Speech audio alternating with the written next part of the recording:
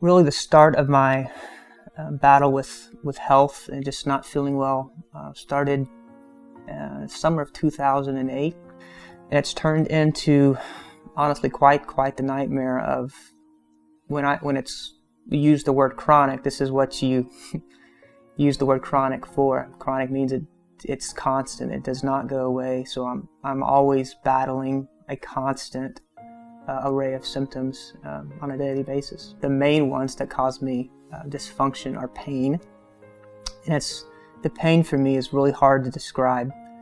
The best I could describe it to you is it feels like fire. Cognitive problems where I cannot focus or remember things. So you just don't feel like yourself. You don't feel like you can function well. Sleep is such a thing I desire, and I'm often robbed of, either by dealing with pain or just the mysterious insomnia itself. You go to bed tired but can't sleep. I don't know that they're the root causes of anything, but just having major bouts of depression and anxiety kind of all intertwined with the physical pain, the physical tiredness. If I'm always going to rate, hey, how you doing today? I'm usually rating pain. And then from pain, I'm trying to cope with the emotional, psychological aspects of it.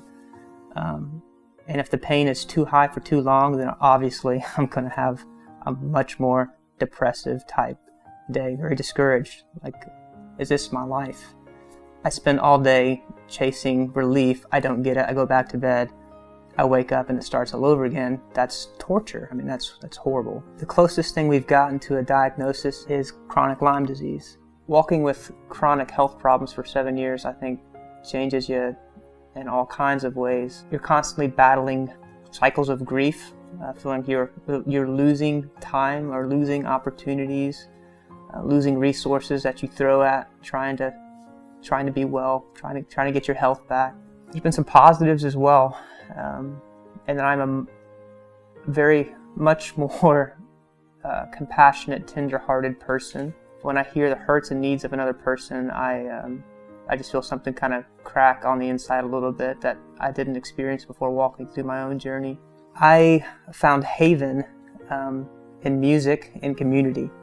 And so I think early on, I kind of like, man, that was so life-changing. I want to create environments where people can experience the joy of music, of worship, and the incredible healing that can take place when you're in community with people.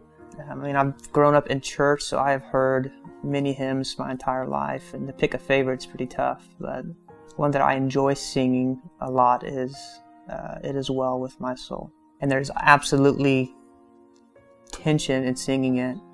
And I don't want it to sound like I'm completely ignorant of the fact that things are hard, or that I don't know that life is challenging, or that's like I'm going to just turn a blind eye to the realities that I'm facing or the struggles as if these don't even exist. So I'm just going to say it is well with my soul. That is not what I mean when I say it. It means in light of this incredibly huge trial that I don't want. If I had the choice, I would probably try to remove this thing. That still, it is better to speak to my soul in light of the belief that there is a God who is good.